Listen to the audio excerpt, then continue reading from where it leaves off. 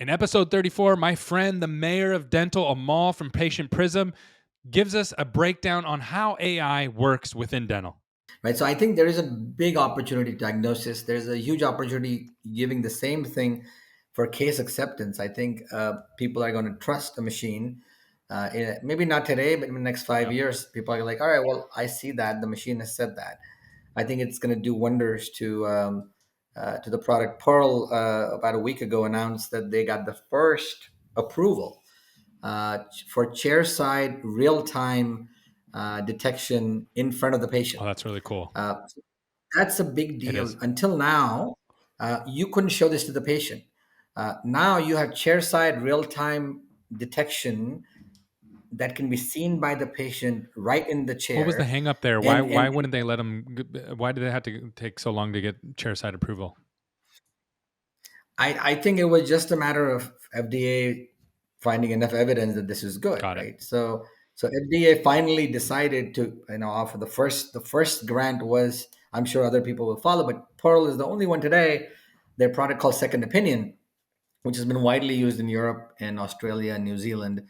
Now you have the ability. Now it's going to be like, okay, well, patient, here's what the computer Yeah. says. In episode 39, Dr. Ahmad shares with us how having the right data inside of your practice helps you make the right decisions.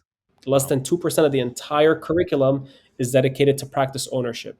And that might be sprinkled in like D1, D2. So by the time you graduate, you don't even remember anything. You barely remember what you did last semester. And now they want you to remember some vague concepts that they sprinkled on you in like your second year of your dental school.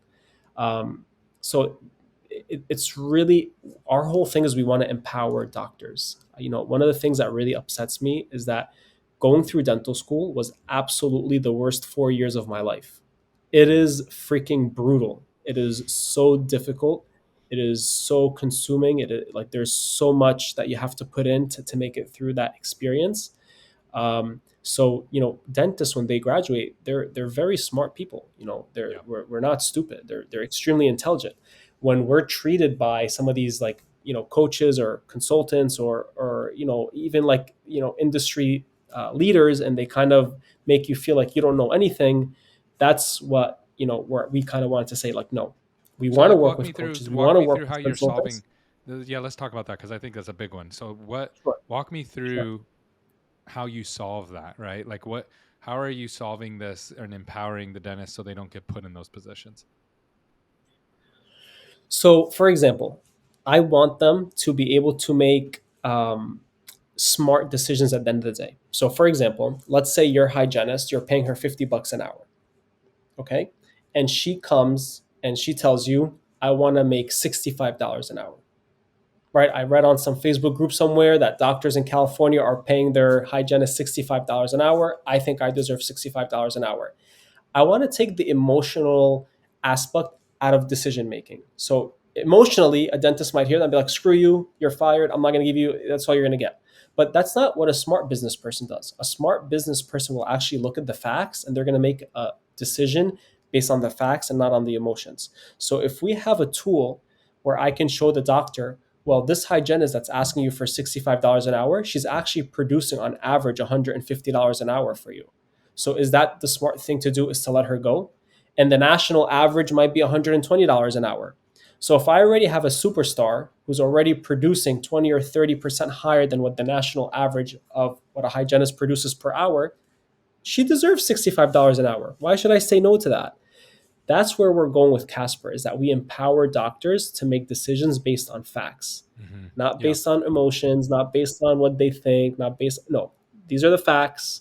The decision is clear. So now when I'm talking to this hygienist, you know what? You deserve it. Or you know what? I can't do it because look at where you are Yeah. compared to where I need to be. In episode 40, Dr. Eric Roman from the DEO shares with us why it's so hard to scale culture inside of your dental practice. What are your thoughts on culture and how that should look inside of a dental practice and really inside of a DSO? And this is something that I've noticed from the outside, is that you'll talk to a DSO and they're like, we have amazing culture. And you meet with the DSO folks and they do, but then you talk to the people who work at the office and they're like, I hate it here, right? Like there's Yeah. almost two cultures going on right now. And it seems like there are some people that are solving that and working on that. But what are your thoughts around that? Yeah, there's a lot. The first thing I want to point out, like everybody's talking about it, but it's hard, dude. Like if culture was easy, everybody'd be happy right now. Yep. And as much as every dental conference I go to, that's all anybody wants to talk about is culture. But to your point, our scores aren't as good as we think they are. And we all live with a certain amount of self deception about what's really going on in our culture too.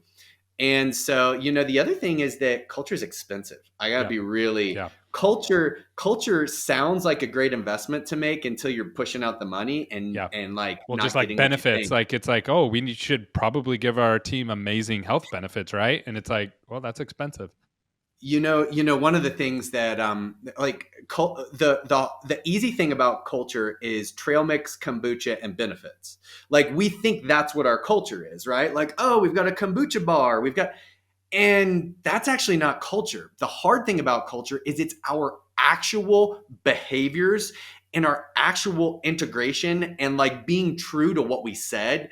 And that's hard as crap. And that's why culture doesn't turn out the way we think. And so to your point about what happens in DSOs, my experience is we have a macro culture and we have micro cultures, right? Yeah, that's a good way to We put it. experienced in our own dental group, this started happening because like we had the macro culture, which was a small set of shared behaviors and values that really define who the right people are, the things that we have fun doing, how we interact with ourselves and our patients, right? That's the macro.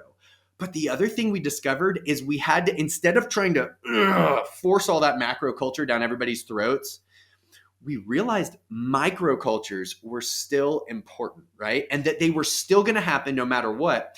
And what I mean by a microculture is we realized we had this office that was like just a bunch of nerds. And I love nerds, Yeah. but they were like into crazy role play games, like these like Dungeons and Dragons and all these. They had this kitschy culture that was their own that was important for us to leave space for. Because what happens in the world is we try to make our macro cultures just so strong that it forces out anything else. We had to learn that what best served both our patients and our teams was that we left a little bit of room for a microculture that wasn't ever in contrast, that could be in harmony with the macro culture of the organization. For us to think that in these mega dental groups of 1,000 locations and stuff like that, that we can have one macro culture that everybody shares, that's just crap, dude. Like, come on. That doesn't happen in any company. And it's also not what our new generational dynamic of team members wants to own.